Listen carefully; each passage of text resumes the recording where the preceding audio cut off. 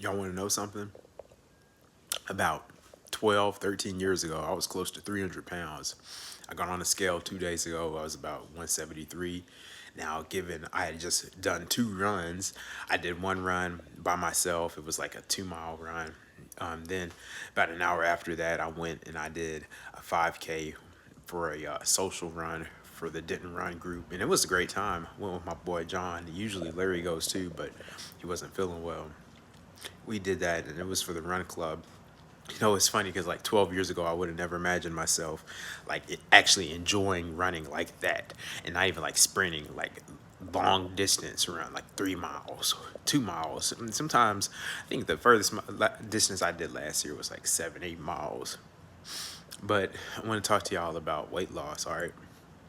And so, actually, this has nothing to do with trying to burn off calories and being extremely active. Like, that's not what I'm talking about right now. What I want to talk about is setting yourself up for success with weight loss. And so, ever since I lost all that weight from back when I was in high school, I haven't ever gotten as heavy as I was. And you know, it doesn't sound like it's like that big of a deal, but when you look at the statistics and the numbers of, the amount of people that regain weight, especially people who lose a lot of weight, how quickly they regain it, and it's for various reasons.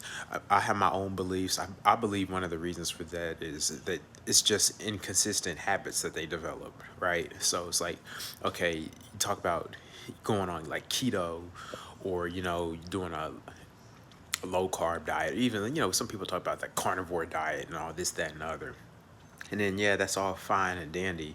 But then, can you do that for pretty much the rest of your life? And what we see is the answer is no. And I think, it's crazy because in America, they've overcomplicated weight loss. I think it's incredibly overcomplicated. And then they started adding all this stuff about macros and then calorie counting. And it's incredibly inconvenient at the end of the day, right? Because you got people who have lives, and we're more than just calories. It's like when I started my weight loss journey, first of all, I did not count calories. I was really supposed to be keeping a food journal, and I didn't even do that just because I had things to do. You know what I mean? It's like, bro, I'm not gonna sit here and write down everything that I eat. And it works for some people. If it works for you, great. But I wasn't about to do it, dude. I was a high schooler. I had high school things to do in the high school world, which did not include writing down everything I ate. But some things that I did then and that I'm still doing to this day is, it's pretty basic stuff. And even all the real health professionals who know what they're talking about, they'll advocate for this too. Like Dr. Robert Lustig, he advocated for this kind of stuff. It's like I drastically reduced how much sugar I was consuming. And so it's like beforehand, I was drinking real sodas and I was doing sweets.